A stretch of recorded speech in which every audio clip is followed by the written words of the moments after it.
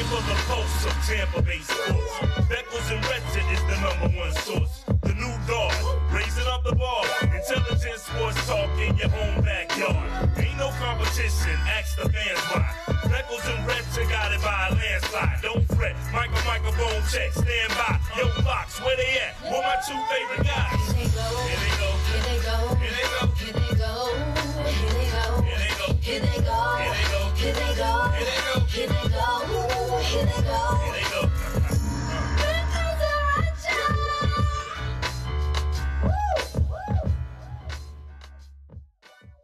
All right, welcome back to the Beckles and Recher podcast. We're hanging out here at the Dignitary Cafe on this fine Wednesday afternoon. Good afternoon, young man. It's been a while. Yeah, no, it's good to be back. Yeah, man. Where were you? Where were your travels? I was gallivanting throughout the southeastern United States. Okay. Yeah, coaching, just doing a lot of traveling. I was up camping. Camping. Yeah. Okay, real camping Mm, or glamping? we're closer to glamping than camping. I ain't mad nowadays. at you though. I ain't mad at nobody Yeah. does camping the right way. Hey, rich people do stuff better. That's facts. We used to do, I wouldn't say well, we do have the Richer Riviera, as Ron used to call it. But Right. we used to do it the old school way. Just a plot of land Yeah. with a couple tents, porta potty. Not even a porta potty, like bring your own potty kind of thing. Now you got RVs. Now we cabins. Cabins. It's not really camping. That's not camping. Cabins, bathrooms. There's a campfire. Yeah. You eat outside. Yeah, fire doesn't make it camping. I stayed at Wayne Gonzalez's house last weekend in Rescue. That's the same as what you How did. is Wayne doing? Wayne's doing okay. Wayne is Wayne. If Wayne be any better, he would be Donald Trump. I miss that dude. I miss Wayne. Wayne is an interesting guy and He's a one of a loyal kind. a loyal guy. You got He that is. I right. They haven't broke talked to that him mold. in a very long time. Good people. Make sure you follow us on all social media platforms at Ian_Beckles, at Jay Recher. Of course, we're here at the Dignitary Cafe, 4817 Southwest Shore Boulevard. Come by, go get you a shell, get you some kratom. Yeah, man. 10 to 10, right? 10 to 10, actually midnight on the weekends now. Oh, So, okay, yeah, midnight on the we're weekends. We're That's shifting good to around a hear. little bit. Shifting around. I don't know if you saw this. You did see this. But our conversation on Monday from my podcast, because Ian joins me on the Jay Recher podcast every Monday at 12:30, our discussion about Desmond Watson has caused quite a stir. Oh, really? Yes. I really did not know. Well, on, the video on the Twitter? on the Twitter. Okay.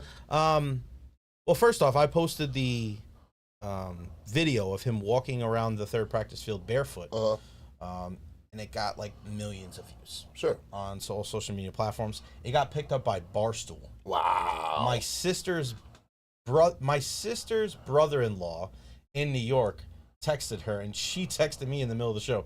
All right, does this mean you're famous now? I'm like, what does this mean? She goes, your tweet got picked up by Barstool. Wow, It's got that's 4 big. million views. That's big, bro. And I'm like, okay. And that's just Barstool. Wow, that's Yahoo big. picked it up, put it up on their TikTok. you. So if I had to guess, it'd be 5-6 million views. So I posted that video on Monday, 8:45, 8:50 in the morning. And then you and I had the discussion.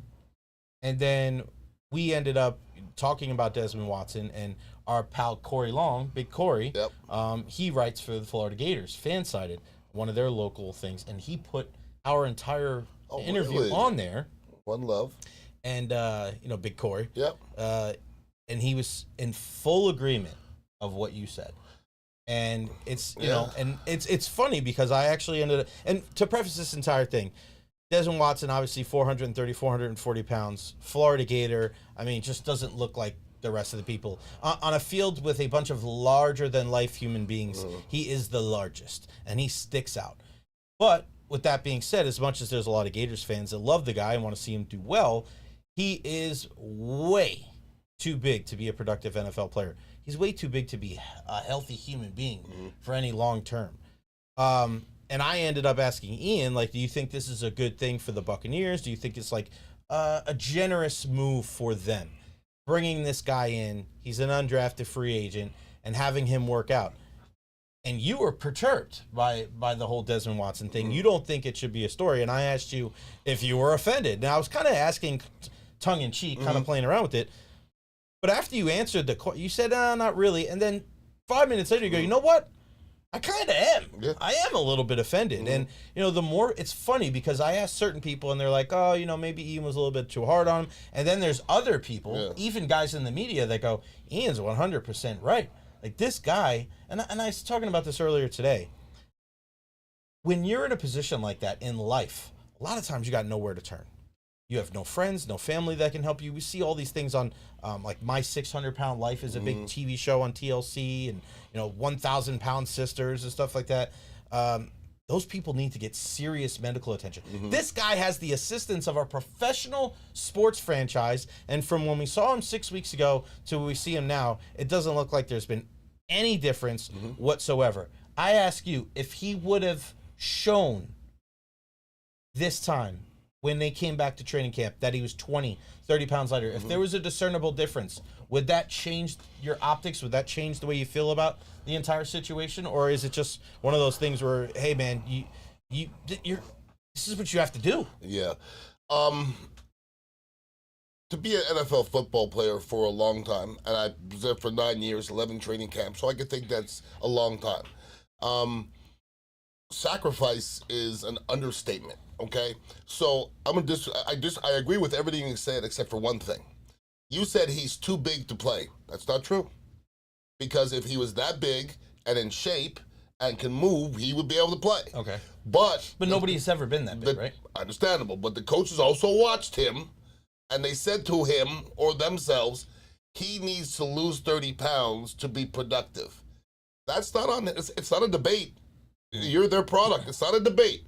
I was just talking to the great Tom Ponzo about weight. I had to weigh myself every Friday for my entire career, and if you're 1 pound over, it's a fine, okay? So it's not like I'm speaking out of my ass. If they say you have got to be 30 pounds lighter and you come in and you didn't lose a pound, that means you didn't work hard. There's no other way around it, because on everything I love, I sacrificed.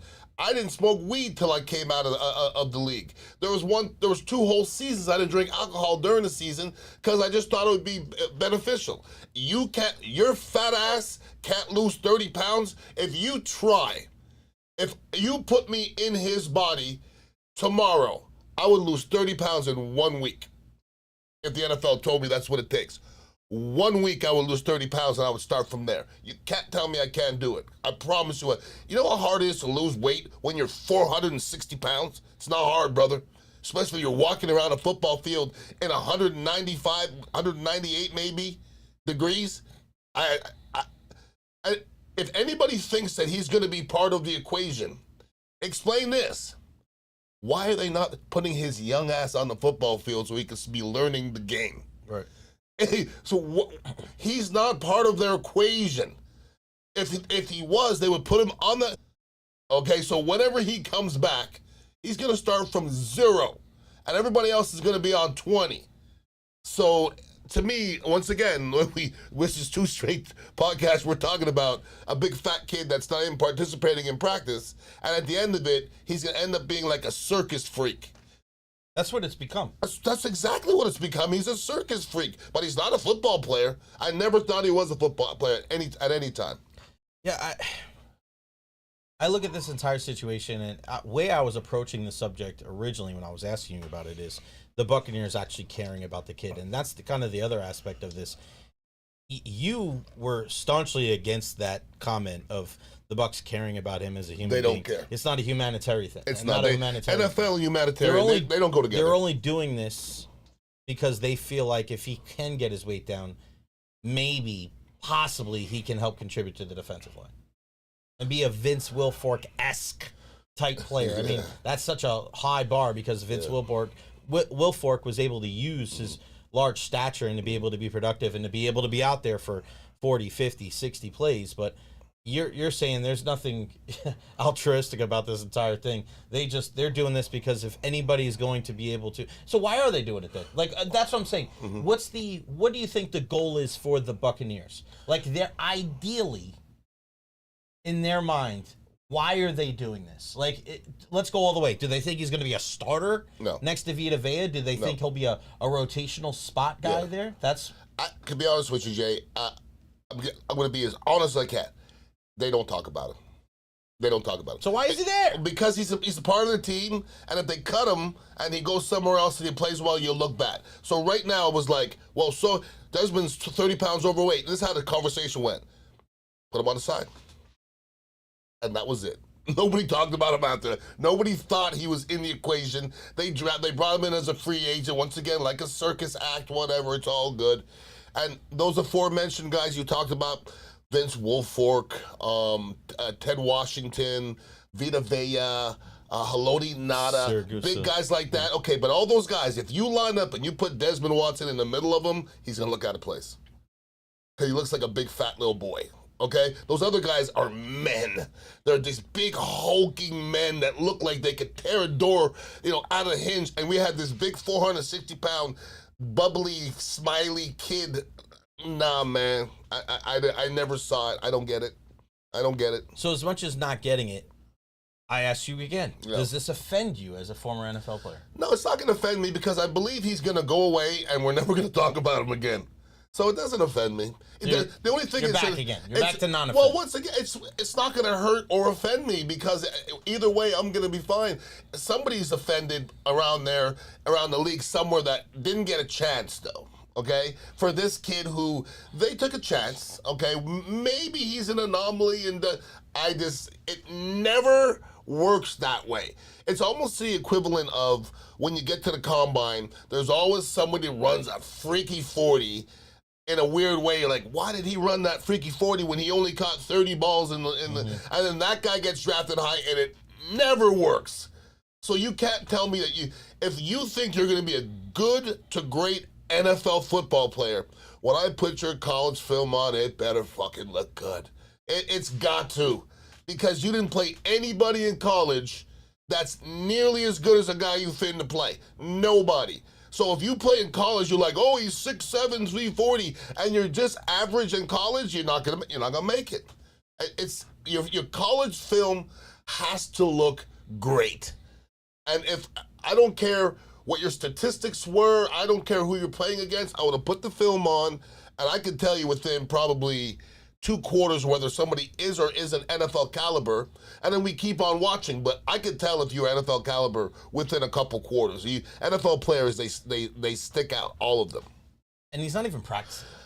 That's the thing. That's it's what like now's the time of year that, and people get so bent out of shape, and we heard it years ago with, Tim Tebow getting it, an opportunity in training camp. And there's so many players out there in training camp. There are so many guys out there. There's no cut downs yet. He's just kind of hanging around. Outside on Monday, he's walking around the third practice field with no shoes on. Last night, he's standing in the middle of the field looking like one of the coaches. Yeah. He's not even getting a sniff out there. Well, Jay, you've been around athletics for a long time, right?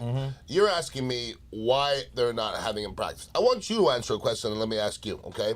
If you're a guy that comes into a training camp out of shape, 30 pounds overweight, would it be better for you to strap on pads and go out and practice, or walk around the football field? Yeah, it's not even close. It's not close. I mean, I'm almost to the point, because I've been thinking about this a lot the last 2 days.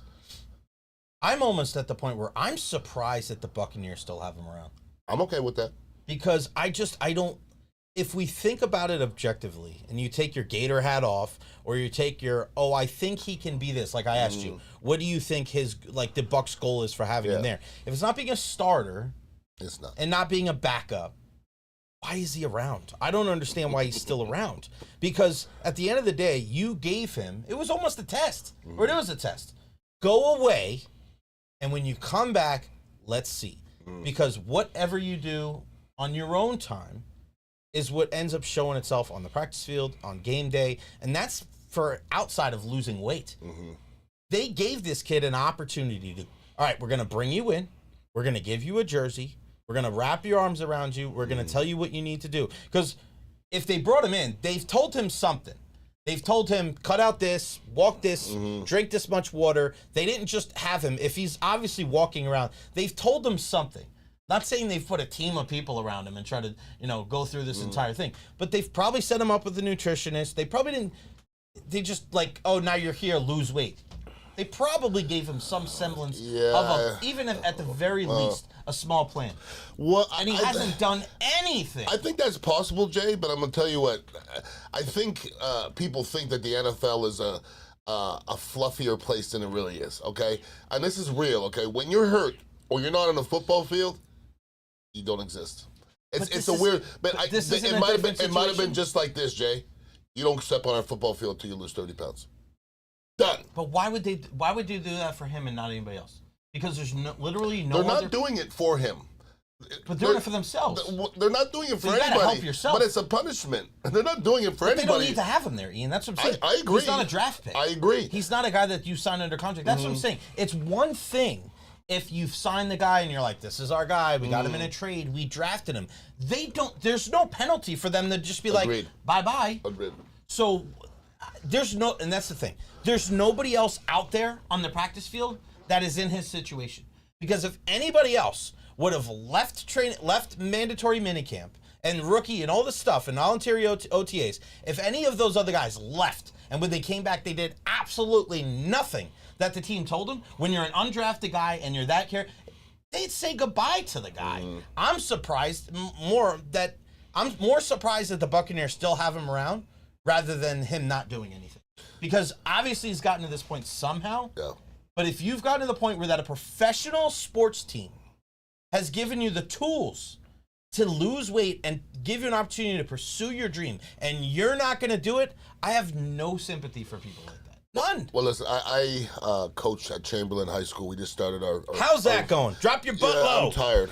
Drop your butt low. That's what I heard the other day. Drop your butt. Get that butt low. Yeah, I'm tired. Self-motivation might be the most important thing in athletics. In life. In life. Good, well said, okay? Because everybody is a badass when their boss is looking over their shoulder. Right. But if your boss walks away and you start put up a video game and you start playing a video game, you're not a self-motivating type of person. When your coaches tell you to lose 30 pounds and you don't lose 30 pounds, once again, that's not a hard thing to do when you're 400-something pounds. Make a couple changes, stop drinking soda, drink some water. I mean, it's not that damn hard, Right. okay? I did it when I was 22 years old or 21 years old. I could lose 10 pounds in a day, okay? So it's not that damn hard. If you don't have the moxie to do that, it's not gonna work. And you keep on asking why, and I think I'm asking the same question. Why are they wasting their time? Why are you wasting your time? Why is this guy getting almost preferential treatment? Yes. Okay, you're 30 pounds over, whatever you are, then you didn't try. Get out. You don't even need to be there. It would have been easier, I think. I didn't have any faith in him from the beginning. You can go back to the tape. I'm like, I don't get it. Ian, when you are in a results-oriented business, every person that is eating your food, drinking your water, breathing your air, and is not contributing to the main goal of being successful, they're a detriment. They're a weight, they're an anchor, and there's just no reason for you to be around. And if you are not showing the discipline, you're not showing when these people are giving you chances, I'd be very surprised if he's there in a couple weeks. Like I'm telling you, like I just don't see it. Like if the great thing that you're doing is walking around a practice field barefoot, like I want the kid to do well. I want him to get better, but I can't want it. I can't want it sitting here more than you. Yeah. Like you have a chance to be an NFL player. A team actually gives a shit about you. That they're actually letting you. Your key card still works. Yeah. Like you're allowed in the facility, and you're gonna go away and not lose weight when they tell you to. I don't want him to do anything. Okay, I don't want once again. I don't want anything more than him, and I'm not sure how much he wants. Like I said, I'm coaching my kids. My kids, I want more than them. My whole life, I wanted more than them. It's clear because a lot of them didn't study for the test. Desmond Watson didn't study for the test, man. You're not. I mean, you got to have a mentality, man, and it's got to be a pack dog mentality. I'm not picking him to go in an alley late at night. I'm not picking him. No way. Give me Hardy Nickerson at 240. Give me something like this kid. He look like you could slap him in front of everybody. He ain't gonna do nothing. I'm good. Hey, Beck. Let me tell you a story about Hardy Nickerson, Beck. Our guy, Ira Kaufman, sitting with him last night at Buccaneers training camp. All right, so they're 5-6 practices in. Yeah. When you were playing about a week into training camp, what was that mindset like? You got your feet wet. It's not new anymore. You're about to start week 2. You're kind of getting a lay of the land of what kind of the offensive install, the defensive install. You kind of have an idea of what the rookies look like. How was that second week of training camp? Because you and I have talked about it. That third, fourth week, you're like, oh, shit, let's just get the season to start. Yeah. It still seems like it's kind of fresh a little bit. It's right before your first preseason game. What's week 2 like? Well, I mean, it's hard to answer for a 9-year career. Right. Okay, for if you talk about Let's say early compared to middle. Well, Just I mean, Bucs side. early, like say my rookie year, going into week 2, this is all very new still. Okay, I'm starting to think about my first preseason game. I'm still trying to worry about my footwork, my hand placement, all the different things. If I was gonna survive through camp, anyways. You know, the second week of our training camp, way back in the day with Camp Ray Perkins, is going to be substantially different than the second week of a Buccaneer training camp. Like at this point, these guys have hit how many times? Once? Yeah. Well, we hit once Monday evening, once Tuesday morning, and all the way to Friday. And I think we scrimmaged Saturday. Okay, so by the time we got to week 2, we were all beat up and, mangled. Right. Where these guys are not that, okay? So, and I don't know which one's better. I think they're both far from where they should be. And I think, with the modern money that these kids make, if your left tackle makes $20 million a year, maybe it's crazy to put him out there twice a day and hit. Because it's about longevity anyways. That's not conducive to a long career. So, back in the day, it was too much. Right now, it's not nearly enough. But I think that's just the way it is. But training camp, I was talking to Tony Mayberry about this the other day, and it's one of those things where it's hard to explain how mentally taxing it is. Because you talk about Groundhog Day, but when I got up this morning from practicing a couple times at Chamberlain, and my body hurts, bro. My body hurts, but then I can just go to practice and not do something. Right. What's different is your body hurts beyond belief, and you got to go and hit maniacs in an hour, then you got to do it again in 6 hours. Mentally, it's tough, and if you don't love the sport, it ain't for you. That's why this Desmond Watson guy, he don't love the sport, man. You can't put somebody in there that doesn't love it. He doesn't love it. Well, what'd you say to me the other day? You said it's not fun. Football's not fun. That's the first thing I said to my players at Chamberlain. I go, hey guys, you love football? And I go, yeah, great, I love football too. But let me everybody, football is not fun. Cause we're about to go out there as a lineman and do some not fun stuff. Wide receivers get to do fun stuff. We're running routes and we're spiking the ball and we're getting linemen, you're pushing sleds, you're clacking heads, your hands hurt, your wrists hurt. None of it is glamorous. So get your mindset right, because about the third day, you're going to be looking at me like, this is not what I signed up for. Is that a mindset as an offensive lineman that is developed over time, or is that something innately that you're born with? I don't think you're born with that. I think that's something that has to be developed, because growing up as an athlete, and I was a different, as I'm older now, I can look back and see, I was a different athlete. Like me and Tony Mayberry and Paul Gruber all played the same position, so to speak.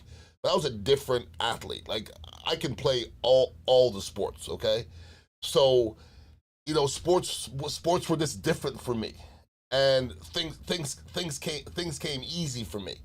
But you can't say that for everybody out there. So, thank God for sports, because without sports, I probably wouldn't be here. Not probably, I wouldn't be here. I wouldn't be here. What would you have done if you weren't a football player? I don't have the answer to that, Jay. I just know this. Even today, whatever I do, I don't like to be bad at things. Right, male escort. I don't like, even when I did construction, I like to be the guy that who can do this? Well, Beckles can do it. Right. When, as a dishwasher, I was the best dishwasher, okay? So whatever I did, I think I would be good at it. So I don't know the answer to that, but football definitely pushed me through the schooling part of it, which was beneficial. I don't know if I'm using a lot of my schooling, to be honest with you. But schooling itself allowed me to play a lot of football, so here I am. The MLB trade deadline is tomorrow, and, just there's a lot of guys that are kind of walking on eggshells. And, I look at something where in the next couple of weeks, the NFL training camp, and you're going to cut guys down to 53.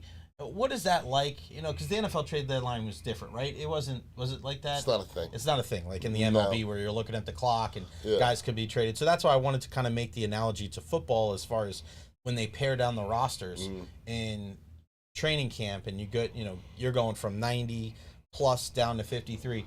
What is that like when you're a guy and you're not knowing if you're going to make the roster, or the guys around you, that are kind of on that bubble, right? What is that like? How awkward is that? Not even just on the field, but just kind of walking around the facility and just day-to-day, everyday life. Well, I mean, speaking for myself, as a 5th-round draft pick, after the first practice, I was a second string. Then I was first string in the second practice, so I won that real quick. So going into the first preseason game, I was starting, second starting. I started all the preseason games, played pretty darn well. So you kind of knew you were making this. I wasn't getting cut, okay? So I know I wasn't getting, at least I'm a backup, okay? Because you're a 5th-round pick, you played a lot, had good in practice. I was with the starters the whole time. So was there any year outside of the last year? Was there any other year where you were worried about making the team? I wasn't in that situation. Okay, yeah, that's what I was always. I didn't think you were. Yeah, I was always a starter, and once again, if I'd have got cut, I'd have been picked up like the next day. Okay, so let's ask you as far as like your teammates, because obviously we know you're looking at it now. There's 3rd string offensive linemen. Like you don't see that come the season because there's only like 8, 9, 10 of them. Yep. So you're barely getting 2 full offensive lines, and you have pretty much 3 offensive lines in training camp. What is that like being around guys? Where was there a difference in how guys were handling it? Were guys nervous as shit all the time? Were there other guys that were kind of just, hey, it is what it is? What is that like knowing that you look around, you see almost 100 people, and you're probably going to see half of those guys in a week or less? Everybody's different. There's some guys that don't have as much talent, but they're dying to get in there to get better. There's other guys that have talent, and you look it in their eyes, they don't really want it, Like I saw guys that were backups that didn't really push to get in. Like their mentality was almost, if I don't show them too much, I'm gonna sneak through. And it's a bad mentality. That's weird. It's weird, but the thing about this though, I also saw guys that were backups for 2 years and were solid backups. And then their time came to go on the football field, and they were gone the next day. So that's not the place for everybody, okay? If you have shortcomings, and I played offensive line, so if you have shortcomings as an offensive lineman, and you got to play John Randall or you got to play Reggie White, the next day you're going to go bye-bye, because that film is going to be the most hideous thing you've ever seen. Like, I've watched Reggie White end people's careers. If you don't have good feet and good balance, you're done, and it looks bad. It would be the equivalent of somebody without good feet say, go here, go hold Steph Curry. Here you go, go. It's gonna look, but the difference is Steph Curry's just gonna be raining threes and going by you. Reggie White's throwing you on your backside every single play. So it's almost like you understood why guys would try to hide. I saw people getting illnesses. We used to call it Reggie-itis. They got illnesses the day of the game. They had to play Reggie. I'm sick. They didn't. I saw it twice. No symptoms? Nope. They were just sick. They Who can't was play. it? I can't. Come on. No, I can't do that. Come on, Dad. No, one was a first rounder. One was a first rounder. Yeah, it's not hard to figure out. Still with us? No, but back in the day, no. When I played, a first round offensive lineman when I played. What I'm saying is he's still alive. Yeah, he's still alive, yeah. So the first round offensive lineman. It's not hard to figure out. It's not hard to figure it out. It's not. So you're saying that this former Buccaneer offensive lineman, first rounder, got sick the day of the game? Reggie-itis. He got sick the day of the game. Correct. Because he was scared to play Reggie White. Not sick. He had a pulled hamstring, but he was fine all week. He just pulled. How did he pull his hamstring? And he was fine Monday. How did he say he pulled his hamstring? And he was fine Monday. I don't ask questions. I don't care. I ain't got no time because I had to block Reggie myself a little bit inside. I have no time to worry about you. But he couldn't play, though. He wouldn't so play. just a mysterious pulled hamstring. Yeah. And all of a sudden he was miraculously fine. You heard of 24-hour flu? That was 24-hour hamstring. Can't do it. Can't do it, no. Oh, my God. That's crazy. I know. I want to ask you about this, too, because the Rays obviously going through some situations now where they're waiting to get hopefully sold. Stu's going to get rid of them, but I'll believe it when I see it. Because it's like we have the same conversations. But I wanted to bring this up to you because, we've kind of had this conversation before, but I want to go back to when you first came here. And you're here in the early 90s. This is pre-Rays. Yeah. What was it like leading up to when the Rays debuted in 1998? And did you think at that time that the Rays would be more are you surprised? Like, what was the buzz like leading up to it in 98, being a professional athlete, before then? And are you surprised that they aren't more popular here in the Bay Area in 2025? Oh, those are tough questions. As far as the buzz, playing a sport keeps you away from buzzes. Like I never, like the hockey was going on. I didn't have time to do anything while I was playing. I was never going to go to a baseball game. But like, were those guys at training camp? Like, we see Bucs players go to the Rays games and Rays players go to Bucs. It wasn't like that. Nah, Different. And I was oblivious to a lot of things. But do you think it was different because of how the Bucs were? Do you think if the Bucs were more interactive, of course, nobody wanted to go to one Buck place back in the day. It was a dump. Nobody wanted to go there, smelling all the fumes from the tarmac. Nobody wanted to go there. Did you guys have people visit you guys at training camp, like military and? We had the president came by one time. George Bush. What? Yeah, he came by and shook. I have a picture. I had a picture of me shaking George Bush's hand, and Jim Pine copied it because he was in it, and he lost it. So I lost my picture of me shaking George Bush's hand. Piney, and you own Wheels Up. You should at least give me some trips on the charter jets. Come on, Jim. Come on, Piney. Jeez. Right? Damn. Tell you what. Well, now you can just get a different picture. You can get a picture with Trump. Piney, hook it up. So hey, I'm good. So you were oblivious to the buzz. Oblivious, yeah. Okay, so then, all right, so unsure of the buzz then. But all right, let's just take it a step further. Okay. Surprised that they're not more popular in 2025 based on how much baseball is here in Tampa. Not really. Not now. Maybe. Is that because of the team or the community? Both. But no, more the community. If you'd asked me, in the 90s, if we got a baseball team that was as successful as the Rays are, and listen, we could be disappointed, but we have to say they're successful. Would they be popular? I'd say, yeah, probably. Mm-hmm. But now when you fast forward, 30 years later, I know a little bit more about this community, a community that I love and I'm never going to leave. But if you ask me, are Tampa Bay fans, sports fans, diehard fans, my answer would be no. They're not, okay? Because everybody's from elsewhere. And that's even for the Bucs. And that's everybody. If Tom Brady's not there, that place is not sold out, okay? The only thing people love, and it's the lesser thing because there's not as many people, is the Lightning. And I think they love Jeffrey Vinnick. Yeah. I think if somebody sold that team and it had a different feel, I think those people would go away as well. More of that it's the shiny object. 100%. And also, Jeffrey Vinnick understands people. There's no doubt about it. There's no doubt about the way he deals with people. He makes people feel good. And there's only a few owners like that in all of sports, and we have one here for sure. All right, before we wrap things up today, this just came out. Braden Point, our guy, is getting canceled. Getting canceled for... I'm going to describe it right now because it just came out. So they apparently were at a golf tournament, a bunch of Canadian hockey players, and there was a guy on a microphone, and he was trying to mess up the guys as they were swinging. And he said, "We would have fucked with you more, but we didn't want a case from Hockey Canada." So are you familiar with the story with Hockey Canada? No, I'm not. So there was a story recently of a girl on trial, and it was, alleged that she was raped by, I think it was 4 or 5 players from members of Team Canada. Okay. One of them being Carter Hart, a really good young player, and another one being Cal Foote, former Lightning player, Adam Foote's son, who was with the Avalanche. So they were acquitted, and this gentleman made the joke on the golf course, and in the video, Hayden Fleury, former Lightning player, and Braden Point are shown to be laughing at that joke. We would have effed with you more, but we didn't want a case from Hockey Canada. So now people are rushing Braden Point for laughing at this joke because of the sensitivity of this topic.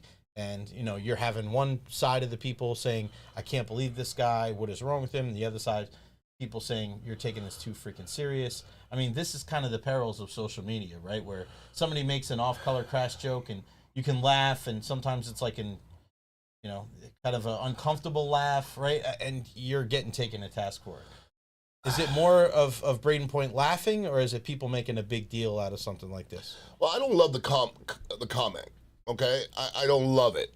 But does that make him a bad person, okay? Because in this day and age, people that are in the limelight, and someone in the limelight. The microphone's in my face all the time. Right. So I'm what I say is being evaluated all the time. So if everybody can evaluate everything I say, eventually I'm going to say something you don't like. Okay. So a lot of people do evaluating. Your microphone's never in your face, and there's people every day in your circles that speak just like I just spoke, and you didn't say anything about it. So I just think we're in a crazy place in this world where somebody was saying like. I'm gonna say this about you, okay, Jay? I've known you for a while now, right? If somebody said Jay Recher made a racist statement, I would go, so? That's what I would say. So? No, I'm being real about that. I'm laughing at it. No, I'm being real. Okay, so? And they'd be like, what do you mean? Like, you want to hear what he said? No, not really. I don't want to hear what you said. Because at the end of it, nobody's going to say to me that Jay Recher is racist. I don't want to hear about it, okay? I've had a lot of people been around me my whole life, and people have called me racist. Towards who? Who would I be racist to? I don't even understand, but people take words or statements. He's racist. Somebody will say, oh, that guy's a racist because he used the N-word in a song. No, white people that are singing words with songs of the N-word, they're usually not the racist ones. The ones that are upset about it, you're the racist ones. Yeah. Okay, so if somebody's in their car by themselves singing Tupac, those are the racist ones. So our lives, our place is in a funny place. And to look at Brayton Point, I'm gonna give you a great. Remember your boy Donald Trump that time talked about grabbing the pee back in the day. No, I don't. You don't remember? I do. Of course. You remember what happened Of course with I do. one guy became president, that's him, and the other guy lost his job for laughing. You see that though? Like, what is happening even? I don't understand what's really happening. Yeah, It's too much. Things get around too fast, and too many people have opinions. Too many people that don't have any clout have opinions now. It's too much for me. One of my favorite songs is Realist, N-word from Eminem and Biggie. You ever hear it? Realist? Realist N? Can't say the word. You can. Realist Ninjas. You never heard it? I don't know it off It's my head. fantastic. I believe it, yeah. I've actually really put a onus on not even saying it in songs. Okay. And that's okay. Because I don't want it to slip out. That's okay. Because people could, and that's the thing is that people ask you like, I swear if I went through your emails, I would find something racist in there. And I go, you can look through every email. Yeah. You can look through every one. People do say that. You know what they're saying about yourself? I do it. I'm like, That's no, what they no. say. They're like, have you ever said the N-word? I go, which one? Because for me, again, it was a term of endearment growing up. You know, my best friend and my buddy Runt, I've told you about my friend Runt, my best friend for a long time that's been locked up. He just got out of jail for the first time in, I think it's 7 years. Wow. And this guy at the mall on Christmas, 2 days before, is in the middle of the mall, Jay Rech, in front of everybody, in front of my mother. Her face was redder than your Bucs jersey. But it's just like, you know what I mean? For things like that, you look at it, and there's got to be some semblance of knowing the difference, because there is. Before we go, this kind of leads into it, the legacy of Hulk Hogan. Yeah. Because I was away, and when this whole thing happened, ironically enough, my buddy Mark Ramondi, who covers the Falcons for ESPN, wrote a book on the NWO. And I'm reading the book on the plane from New York to North Carolina, closed the book, turned on my phone when I land in Charlotte, and I found out that Hulk Hogan died. How crazy is that? I'm reading a book where he's such a huge part of it. And, you know, I mentioned this on the show on Monday, where I don't think it's right when a guy passes away on that day to really kind of drag him through the mud and kind of rake him over the coals, and you know, because there's only one day when a person passes away, right? And also on that day, you're not giving a biopic of his life. You're not talking about, you know, at that time where he grew up, all the good things he did, all the bad things he did. It's just I think there's a little bit of grace that needs to happen on the day somebody passes. Agree. Now, when it's a couple days later, and you talk about somebody's legacy, when you're looking back at it, you can't ignore what he did inside the ring and what he did as far as being one of the most popular people ever in the history of our country. But what he said was probably one of the, you know, some of the more deplorable things that we've seen from a high profile person, that if somebody of color doesn't agree with that, and it's he didn't even apologize. Like, he was more apologetic for why he got caught rather than for what he said. A lot of people don't apologize for things that they mean. Exactly. But he's apologized to certain people. Devon Dudley, one of the famous wrestlers of all time, he says, me as a black man, he apologized to me personally. But you have Mark Henry, former Olympian, that's at the club saying, fuck Hulk Hogan, right? So how do you compartmentalize a guy like that? And I think it's a complicated legacy, because when you talk about the entire thing, you can't just talk about the good. You can't just talk about the bad. And I think people have a problem with that. Well, I don't think it is a complicated legacy, because legacy, if you bring 10 people in the Tampa area and you say, what do you think about Hulk Hogan? You might catch 10 different things. It's that, convoluted. It's deep, okay? But there's also, there's a racial divide in there. Why wouldn't there be, though? There has to be. Because of what he said. Yeah, of course. You're only going to get he's done, the way he's done things. But that doesn't happen. That doesn't happen as much if he doesn't say those things. Correct. Right. I mean, it's self-inflicted. That's not. Sure. It's not. Hey, we feel bad. It's not about feeling bad for the guy. It's just the nature of the beast. Like, he's the person that brought this upon himself. Sure. And it's almost sad that you have to, instead of being like, wow, you were one of the most popular people in this country, right? You were an actor. You were a wrestler. You crossed genres. You were arguably the best good guy, the best bad guy. You were on. This dude was on Saturday Night Live. He was on Jay Leno. He was on all these things. We should have been giving this guy his flowers and showing him so much reverence on the day he passed. But even on that day, you kind of look at it and you're like, you can't. It's tough to be full bore. Even a guy like me, who was such a big Hulk Hogan fan, but when you say those things, it's hard to just be like, I can't really back the guy. You don't making light of what he did, but it's hard to put your full support behind somebody that thinks and says things like that. Listen, if you ask me some questions about Hulk Hogan, some of my answers are going to sound like I'm a fan, okay? Because I kind of grew up a Hulk Hogan fan, no doubt about it. And as things progressed and I heard some other things that he said, I definitely grew out of it. There's no doubt. I'll give you a good example. I used to think Kramer was funny. He ain't funny no more. Yeah. Okay, I'm just gonna be honest with you. Like when I hear somebody say things blatantly racist, comfortably and flowingly, it's and with hard a tinge for me. Of anger. You know what I'm saying? Yeah. It's a little bit much. And then I heard what Hulk Hogan said on a few different occasions. You're like, now. I can sit here and tell you my opinion on Hulk Hogan, and I'm also going to say it doesn't matter, because there's millions of people that love him, millions of people that hate him, millions of people think he's a good person, millions that think he's a racist. So it really is not going to matter what I think, but he's gone. And I'm not going to sit here and bash him. Listen,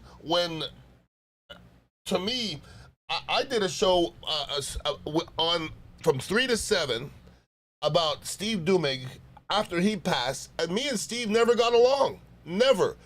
But I just showed him respect, okay? It's not like I sat down, me and Steve didn't get along. I said, no, Steve, and I didn't lie about anything. I said, Steve, as part of the lore of this station, and he'll always be, I just kept it that way.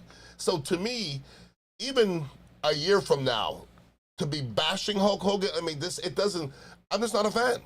And we'll leave it at that. Yeah, that's it. Our guy, I actually talked to our guy Titus O'Neil last week. Yeah.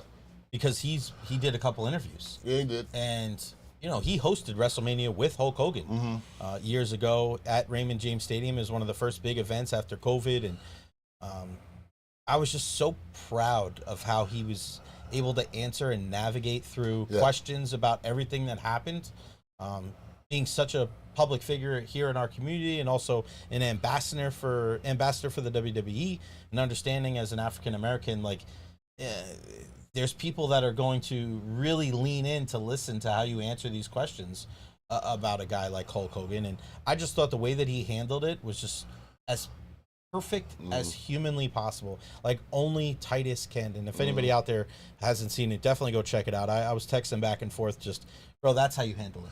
Because he didn't make light of anything that happened, but he also didn't shit on the guy on the day that he died. Yeah. And he just said, that's stuff that, he had to live with, and, he had to understand that it affected how people viewed him. And, you make decisions and you have to deal with the repercussions of them. And, at the end of the day, you gotta the bed that you make, that's the one that you have to lie in. Well, we have to understand that had a big discussion earlier. Everybody said, why this happened? I said, the answer is money always. That's always the answer. That's just real. So while Hulk Hogan is alive,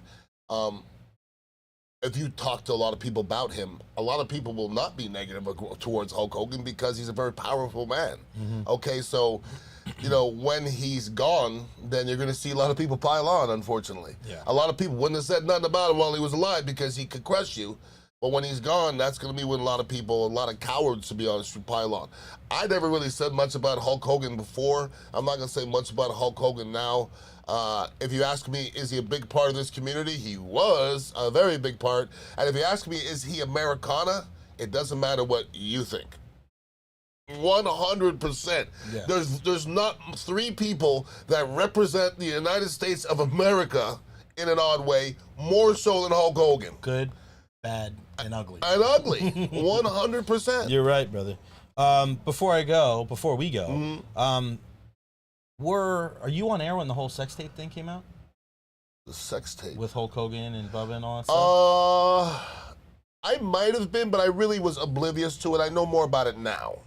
It's about to resurface? Yeah, because Bubba's doing a thing called Video Killed the Radio Star. Jesus. And Bubba's been all over it recently. He's been interviewed on Piers Morgan and all these different things. Really? Oh, yeah. Bubba's, Really?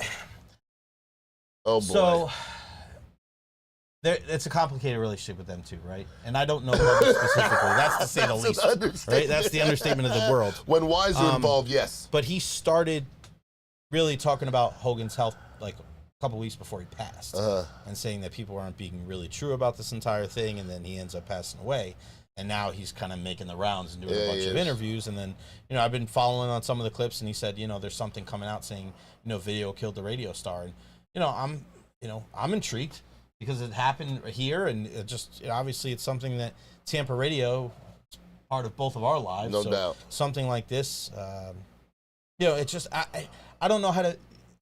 Again, you always say, like, how does it hurt me? It doesn't affect me anyway, but I feel like, Bubba was such a huge star here locally, and then he kind of, like, in the background, and, now he's, our guy Seth Kushner works with him.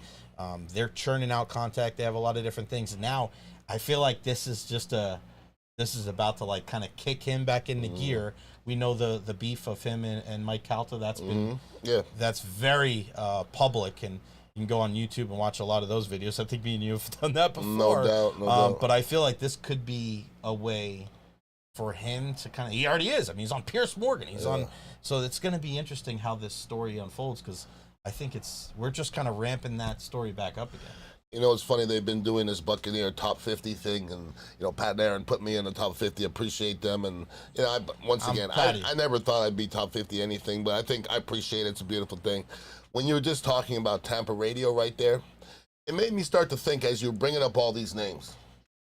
I think when it's all over, spell my name right, because every name you brought up I've worked with extensively. Right. Every one of them. Think about Ron Diaz, okay? How deep does it get than him? Yeah, right. Does it get deeper than him? I think he literally is the Don, okay?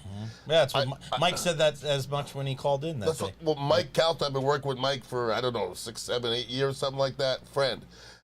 Before I was with Mike Calta, I worked with Bubba, so I dealt with Bubba a little bit, didn't care for it, okay? No Seth Kushner personally, like Seth as a friend. You keep on bringing up these names, and I literally have had relationships with all of them.